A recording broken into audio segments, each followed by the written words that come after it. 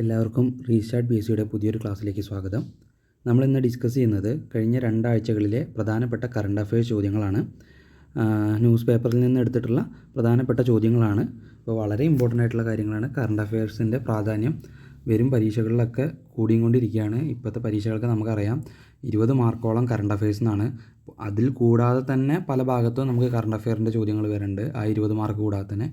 അപ്പോൾ നമുക്ക് എന്തായാലും കറണ്ട് അഫയേഴ്സ് ഒഴിവാക്കി പോകാൻ പറ്റില്ല. പക്ഷെ നമുക്കിങ്ങനെ എല്ലാ ദിവസത്തെയും കറണ്ട് അഫയേഴ്സ് പഠിച്ചു പോകലും ബുദ്ധിമുട്ടായിരിക്കും. അപ്പോൾ ഏറ്റവും പ്രധാനപ്പെട്ട കാര്യങ്ങൾ, ആ വീക്കിലുള്ള കാര്യങ്ങൾ ശ്രദ്ധിച്ചു പോവുക എന്നുള്ളതാണ് നമുക്ക് സാധിക്കണ ഒരു കാര്യം. ബാക്കി നമ്മുടെ ജനറൽ നോളജിലെ ഭാഗങ്ങൾ, ബാക്കിയുള്ള സ്ഥിരം ചോദിച്ചു കണ്ടുള്ള ചോദ്യങ്ങളെല്ലാം നമ്മൾ പക്കയാക്കി വെച്ചതിന് ശേഷം കറണ്ട് അഫെയറിനും മാക്സിമം ടൈം ബാക്കി കൊടുത്തതിന് ശേഷം നമ്മൾ ഒരു മാസത്തെയോ അല്ലെങ്കിൽ ആഴ്ചയിലോ വീക്കിലിയോ ആയിട്ടുള്ള കറണ്ട് അഫെയർസ് നോക്കി പോകുമായിരിക്കും ഏറ്റവും നന്നായിരിക്കുക. അതിൽ പേപ്പർ എന്നുള്ള പറയുന്നത് വളരെ ഇമ്പോർട്ടൻ്റ് ആയിട്ടുള്ള സാധനമാണ്.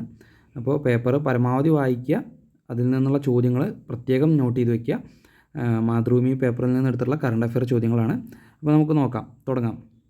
എല്ലാവരും ചാനലൊന്ന് സബ്സ്ക്രൈബ് ചെയ്യുക, നമ്മളെ സപ്പോർട്ട് ചെയ്യുക. വീണ്ടും ഇങ്ങനത്തെ വീഡിയോസ് ഇടാൻ വേണ്ടിയിട്ട് നിങ്ങളുടെ പിന്തുണ നമുക്ക് വേണം. അപ്പോൾ നമുക്ക് ചോദ്യത്തിലോട്ട് കിടക്കാം. ഇൻ്റർനാഷണൽ ക്രിക്കറ്റ് അസോസിയേഷൻ്റെ അതായത് ICCയുടെ T20 ഓൾറൗണ്ടർ പട്ടികയിൽ ഒന്നാമതെത്തിയ ഇന്ത്യൻ താരം. T20 ഓൾറൗണ്ടർ പട്ടികയിൽ ICCയുടെ T20 ഓൾറൗണ്ടർ പട്ടികയിൽ ഒന്നാമതെത്തിയ ഇന്ത്യൻ താരം ഹർദിക് പാണ്ഡ്യയാണ്. ശ്രീലങ്കയുടെ വനിഡു ഹസരംഗയുമാണ് ഹർദിക് പാണ്ഡ്യയുടെ ഒപ്പം തന്നെ ഒന്നാം സ്ഥാനം പങ്കിടുന്നത്. ആദ്യമായാണ് ഒരു ഇന്ത്യൻ താരം ഈ വിഭാഗത്തിൽ ഒന്നാമതെത്തുന്നത്. T20 ഓൾറൗണ്ടർ പട്ടികയിൽ ഒന്നാമതെത്തുന്നത് ആദ്യമായിട്ടാണ് ഒരു ഇന്ത്യൻ താരം, അത് ഹർദിക് പാണ്ഡ്യയാണ്. അടുത്ത ചോദ്യം. കരസേനയ്ക്കായി DRDOയും ലാർസെൻ ആൻഡ് ടൂബ്രോയും L&T സംയുക്തമായി നിർമ്മിച്ച ലൈറ്റ് ടാങ്ക് ഏതാണെന്നാണ് ചോദ്യം. സൊരാവർ ടാങ്കാണ്. കരസേനയ്ക്കായി DRDOയും അതേപോലെ L&Tയും സംയുക്തമായി നിർമ്മിച്ച ലൈറ്റ് ടാങ്ക് ഏതാണ്? സൊരാവർ ടാങ്ക്. അടുത്ത ചോദ്യം. ബ്രിട്ടൻ്റെ 58ാമത് പ്രധാനമന്ത്രിയായി തിരഞ്ഞെടുക്കപ്പെട്ടത് കെയർ സ്റ്റാമറാണ് ബ്രിട്ടൻ്റെ 58ാമത് പ്രധാനമന്ത്രിയായിട്ട് തിരഞ്ഞെടുക്കപ്പെട്ട ആൾ. സ്റ്റാമർ പ്രതിനിധീകരിച്ച ലേബർ പാർട്ടി തിരഞ്ഞെടുപ്പിൽ 412 സീറ്റാണ് നേടിയത്. അപ്പോൾ പ്രധാനപ്പെട്ട ഒരു ചോദ്യമാണ്. കെയർ സ്റ്റാമറാണ് പുതിയ ബ്രിട്ടൻ്റെ പ്രധാനമന്ത്രി. അദ്ദേഹം പ്രതിനിധീകരിക്കുന്ന പാർട്ടി ഏതാണ്? ലേബർ പാർട്ടിയാണ്. 412 സീറ്റുകളാണ് നേടിയത്. മുഖ്യ എതിരാളിയായ കൺസർവേറ്റീവ്സിനെ 121 സീറ്റാണ് നേടാനായത്. അതായത് അവിടെ പ്രധാനപ്പെട്ട രണ്ട് പാർട്ടികളൊന്ന് ലേബർ പാർട്ടിയും കൺസർവേറ്റീവ് പാർട്ടിയാണ്. നമ്മുടെ ഇന്ത്യൻ വംശജനായിട്ടുള്ള പ്രധാനമന്ത്രിയായിരുന്നു ഇത്ര കാലം അദ്ദേഹം. നമ്മുടെ ഋഷി സുനക്, അദ്ദേഹത്തിൻ്റെ പാർട്ടിയാണ് കൺസർവേറ്റീവ് പാർട്ടി. 121 സീറ്റാണ് പക്ഷേ ഇത്തവണ അദ്ദേഹത്തിൻ്റെ പാർട്ടിക്ക് നേടാനായത്. പക്ഷേ ലേബർ പാർട്ടി 412 സീറ്റോടുകൂടി ഭരണത്തിലേറുകയാണ് ഉണ്ടായത്. അടുത്ത ചോദ്യം. ഇറാൻ്റെ പുതിയ പ്രസിഡന്റ് മസൂദ് പെസഷ്കിയാനാണ്. പരിഷ്കരണവാദിയായ ഇദ്ദേഹം തീവ്ര നിലപാടുകാരനായ സയ്യിദ്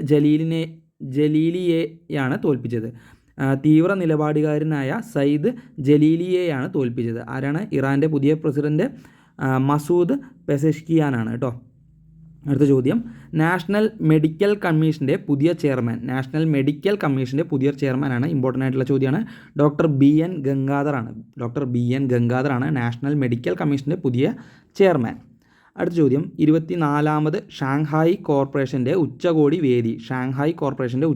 വേദി എത്രാമത്തെയാണ്? 24ാമത് ഷാങ്ഹായ് കോർപ്പറേഷനാണ് കേട്ടോ.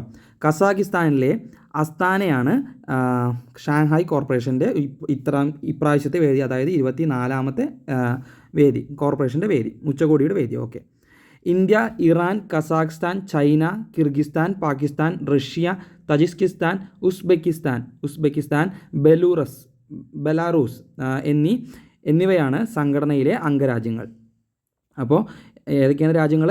India, Iran, Kazakhstan, China, Kyrgyzstan, Pakistan, Russia, Tajikistan, Uzbekistan, Belarus എന്നിവയാണ് സംഘടനയിലെ അംഗരാജ്യങ്ങൾ. അഫ്ഗാനിസ്ഥാൻ, മംഗോളിയ എന്നിവയ്ക്ക് നിരീക്ഷണ പദവിയുണ്ട്. അഫ്ഗാനിസ്ഥാനും മംഗോളിയയ്ക്കും നിരീക്ഷണ പദവിയുണ്ട്. അപ്പോൾ ഷാങ്ഹായ് കോർപ്പറേഷൻ എന്തുകൊണ്ടാണ് ഇമ്പോർട്ടൻ്റ് ആവണമെന്ന് ചോദിച്ചാൽ, ഇന്ത്യയും പാകിസ്ഥാനും ചൈനയും ഒരേപോലെ ആ സംഘടനയിൽ ഉണ്ട്.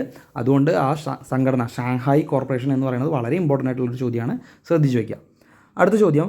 ബ്രിട്ടൻ്റെ ധനകാര്യമന്ത്രിയായി മന്ത്രിയായ ആദ്യ വനിത, ബ്രിട്ടൻ്റെ ധനകാര്യ മന്ത്രിയായ ആദ്യ വനിതയാണ് റേച്ചൽ റീവ്സ് ആണ് ബ്രിട്ടൻ്റെ ധനകാര്യമന്ത്രിയായ ആദ്യ വനിത. ജാർഖണ്ഡിനെ മുഖ്യമന്ത്രിയായി വീണ്ടും അധികാരമേറ്റ ജാർഖണ്ഡ് മുക്തി മോർച്ച JMM നേതാവ്, ജാർഖണ്ഡ് മുക്തി മോർച്ചയുടെ നേതാവ് വീണ്ടും മുഖ്യമന്ത്രിയായിട്ട് അധികാരമേറ്റിട്ടുണ്ട്. ആരാണ് അദ്ദേഹം? ഹേമന്ത് സോറനാണ്. കള്ളപ്പണം വെളുപ്പിക്കൽ കേസിനെ തുടർന്ന് രാജിവെച്ചായിരുന്നു സോറൻ. കേസിൽ ജാമ്യം ലഭിച്ചതോടെയാണ് മുഖ്യമന്ത്രി സ്ഥാനത്തേക്ക് തിരിച്ചെത്തിയത്. അപ്പോൾ ഒരു കേസിൽ പെട്ടൊരു കള്ളപ്പണ കേസിൽ വെച്ചിട്ട് അദ്ദേഹം രാജിവെച്ചിരുന്നു. ഇപ്പോൾ ജാമ്യം കിട്ടിയിട്ട് അദ്ദേഹം വീണ്ടും മുഖ്യമന്ത്രിയായിട്ട് തിരിച്ചു വന്നിരിക്കുകയാണ്. ഓക്കെ, ഇനി നമുക്ക് അടുത്ത ചോദ്യത്തിലോട്ട് കിടക്കാം. അടുത്ത ചോദ്യം, ഏതു രാജ്യത്തിൻ്റെ പരമോന്നത സിവിലിയൻ ബഹുമതിയാണ് പ്രധാനമന്ത്രി നരേന്ദ്രമോദിക്ക് ഈയിടെ ലഭിച്ചത്? ഉത്തരം റഷ്യയുടെയാണ്. റഷ്യയുടെ order of saint Andrew the അപ്പോസ്തൽ എന്ന ബഹുമതിയാണ് റഷ്യൻ പ്രസിഡന്റ് വ്ളാദിമിർ പുതിൻ സമ്മാനിച്ചത്. അപ്പോൾ ഇപ്രാവശ്യം അല്ലെങ്കിൽ ഈ കഴിഞ്ഞ ആഴ്ച നരേന്ദ്രമോദി, നമ്മുടെ പ്രധാനമന്ത്രി, റഷ്യ സന്ദർശിച്ചിരുന്നു. ആ സമയത്ത് റഷ്യയുടെ പ്രസിഡൻ്റായിട്ടുള്ള വ്ളാദിമിർ പുതിൻ റഷ്യയുടെ പരമോന്നത സിവിലിയൻ ബഹുമതി നമ്മുടെ പ്രധാനമന്ത്രിക്ക് നൽകുകയുണ്ടായി. ആ ബഹുമതിയുടെ പേര് order of saint Andrew the apostle എന്നാണ്. അടുത്ത ചോദ്യം, ഇന്ത്യൻ പുരുഷ ക്രിക്കറ്റ് ടീമിൻ്റെ പുതിയ പരിശീലകനായി നിയമിതനായത്? കായിക മേഖലയൊക്കെ ശ്രദ്ധിക്കുന്ന ആൾക്കാർക്ക് വളരെ ശ്രദ്ധിച്ചിട്ടുള്ളൊരു ചോദ്യമായിരിക്കും. ഇന്ത്യൻ പുരുഷ ക്രിക്കറ്റ് ടീമിൻ്റെ പുതിയ പരിശീലകനായി നിയമിതനായത് ഗൗതം ഗംഭീറാണ്. രാഹുൽ ദ്രാവിഡിൻ്റെ ഒഴിവിലേക്കാണ് ഇദ്ദേഹത്തിൻ്റെ നിയമനം. അടുത്ത ചോദ്യം, 16ാം ധനകാര്യ കമ്മീഷൻ രൂപവത്കരിച്ച ഉപദേശക സമിതിയുടെ കൺവീനർ. 16ാം ധനകാര്യ കമ്മീഷൻ രൂപവത്കരിച്ച ഉപദേശക സമിതിയുടെ കൺവീനർ ആരാണ്? ഡോക്ടർ പൂനം ഗുപ്ത. കൺവീനറെ കൂടാതെ ഡോക്ടർ DK ശ്രീവാസ്തവ, നീലകണ്ഠ മിശ്ര, പ്രജ്വൽ ഭണ്ഡാരി, രാഹുൽ ബജോറിയ എന്നിവരുൾപ്പെടെ 5 അംഗങ്ങളാണ് സമിതിയിലുള്ളത്. 5 അംഗങ്ങളാണ് ഉള്ളത് കേട്ടോ. അപ്പോൾ ഡോക്ടർ പൂനം ഗുപ്തയാണ് അതിൻ്റെ കൺവീനർ. 16ാം ധനകാര്യ കമ്മീഷൻ്റെ ഉപദേശക സമിതിയുടെ കൺവീനർ ഡോക്ടർ പൂനം ഗുപ്തയാണ്. കൺവീനറെ കൂടാതെ 5 അംഗങ്ങളൂടി ഉണ്ട്. 2024 യൂറോ കപ്പ് കിരീട ജേതാക്കളായ രാജ്യം സ്പെയിനാണ്. ഫൈനലിൽ ഇംഗ്ലണ്ടിനെയാണ് തോൽപ്പിച്ചത്. അതേപോലെ തന്നെ ഒരു ചോദ്യമാണ്, 2024 കോപ്പ അമേരിക്ക കപ്പ് നേടിയ രാജ്യം അർജൻറ്റീനയാണ്. അപ്പോൾ 2 ചോദ്യങ്ങൾ അവിടെ കിട്ടി. യൂറോ കപ്പ് കിരീട ജേതാക്കൾ സ്പെയിനും 2024 കോപ്പ അമേരിക്ക കിരീടം സ്വന്തമാക്കിയത് അർജൻറ്റീനയാണ്. ആ ചോദ്യം വരുന്നുണ്ട്. അപ്പോൾ സ്പെയിൻ ആരെയാണ് തോൽപ്പിച്ചത്? ഇംഗ്ലണ്ടിനെയാണ് തോൽപ്പിച്ചത്. അടുത്ത ചോദ്യം, ഈയിടെ നാറ്റോ ഉച്ചകോടിക്ക് വേദിയായ നഗരം അമേരിക്കയിലെ വാഷിങ്ടൺ ആണ്. നാറ്റോ ഉച്ചകോടിക്ക് വേദിയായ നഗരം അമേരിക്കയിലെ വാഷിങ്ടൺ ആണ്. 1949 ഏപ്രിൽ 4 സ്ഥാപിതമായ നാറ്റോയിൽ 32 രാജ്യങ്ങളാണ് അംഗമായിട്ടുള്ളത്. അപ്പോൾ നാറ്റോയിൽ എത്ര അംഗങ്ങളുണ്ട്? 32 രാജ്യങ്ങളാണ് അംഗമായിട്ടുള്ളത്. 1949 ഏപ്രിൽ 4 സ്ഥാപിതമായത്. അടുത്ത ചോദ്യം, ഞാൻ പറഞ്ഞതാണ്, 2024 കോപ്പ അമേരിക്ക കിരീടം സ്വന്തമാക്കിയത് അർജൻറ്റീനയാണ്. മിയാമിയിലെ ഹാർഡ് റോക്ക് സ്റ്റേഡിയത്തിൽ നടന്ന ഫൈനലിൽ കൊളംബിയയാണ് അർജൻറ്റീന പരാജയപ്പെടുത്തിയത്. ഇപ്പോൾ സ്പെയിന് പരാജയപ്പെടുത്തിയത് ഇംഗ്ലണ്ടിനെയാണ്. യൂറോ കപ്പിൽ അർജൻറ്റീന പരാജയപ്പെടുത്തിയത് ആരെയാണ്? കൊളംബിയനാണ്. ഒരു ഗോളിനാണ് പരാജയപ്പെടുത്തിയത്. 16ാം തവണയാണ് അർജൻറ്റീന കോപ്പ അമേരിക്ക കിരീടം നേടുന്നത്. അപ്പോൾ എത്ര തവണയാണ് അർജൻറ്റീന നേടുന്നത് കോപ്പ അമേരിക്ക കിരീടം? 16ാം തവണയാണ് കോപ്പ അമേരിക്ക കിരീടം അർജൻറ്റീന നേടുന്നത്. അടുത്ത ചോദ്യം, നേപ്പാൾ പ്രധാനമന്ത്രിയായി അധികാരമേറ്റത്? അടുത്ത പ്രധാനമന്ത്രിയുടെ ചോദ്യമാണ്. നേപ്പാൾ പ്രധാനമന്ത്രിയായി അധികാരമേറ്റത് ആരാണ്? KP ശർമ്മ ഒലിയാണ് നേപ്പാൾ പ്രധാനമന്ത്രിയായി അധികാരമേറ്റത്. 3ാം തവണയാണ് 72കാരനായ ഒലി പ്രധാനമന്ത്രിയാകുന്നത്. വിശ്വാസ വോട്ടെടുപ്പിൽ പരാജയപ്പെട്ട പുഷ്പ കമാൽ ദഹൽ പ്രചണ്ഡ സ്ഥാനമൊഴിഞ്ഞതോടെയാണ്. പ്രചണ്ഡയാണ് അവിടെ മുന്നേ പ്രധാനമന്ത്രിയായിട്ടുണ്ടായിരുന്നത്. അപ്പോൾ പ്രചണ്ഡ വിശ്വാസ വോട്ടെടുപ്പിൽ പരാജയപ്പെടുകയാണ് ഉണ്ടായത്. തുടർന്ന് സ്ഥാനമൊഴിയുകയാണ് ഉണ്ടായത്. അതിനെ തുടർന്നാണ് ഒലി പുതിയ സഖ്യ സർക്കാരിൻ്റെ പ്രധാനമന്ത്രിയായത്. അവിടെ ഇപ്പോൾ ഭരിക്കുന്ന ഒരു സഖ്യ സർക്കാരാണ്. അപ്പോൾ അതിൻ്റെ പ്രധാനമന്ത്രിയായിരിക്കുന്നത് ആരാണ്? ഒലിയാണ്. അടുത്ത ചോദ്യം, 2024 വിംബിൾട്ടൺ, ഇമ്പോർട്ടൻ്റ് ആയിട്ടുള്ളൊരു ചോദ്യമാണ്. 2024 വിംബിൾട്ടൺ വനിതാ സിംഗിൾസ് കിരീട ജേതാവ് ബാർബോറ ക്രെജിക്കോവയാണ്. ലണ്ടനിൽ നടന്ന ഫൈനലിൽ ജാസ്മിൻ പോളിനിയെയാണ് ചെക്ക് റിപ്പബ്ലിക് താരം തോൽപ്പിച്ചത്.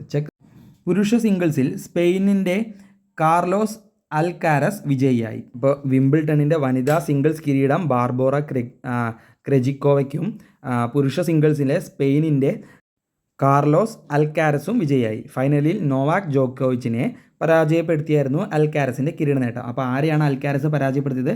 നോവാക് ജോക്കോവിച്ചിനെയാണ് കേട്ടോ. അപ്പോൾ കഴിഞ്ഞ രണ്ടാഴ്ചയിലെ പ്രധാനപ്പെട്ട കറണ്ട് അഫയേഴ്സ് ചോദ്യങ്ങളാണ് നമ്മളിവിടെ ഡിസ്കസ് ചെയ്തത്. എല്ലാവരും കേട്ട് പഠിക്കാൻ ശ്രമിക്കുക. വളരെ ഇമ്പോർട്ടൻ്റ് ആയിട്ടുള്ള കുറച്ച് ചോദ്യങ്ങളാണ് നമ്മൾ ഡിസ്കസ് ചെയ്തത്. പുതിയൊരു വീഡിയോ ആയിട്ട് വീണ്ടും വരാം. താങ്ക്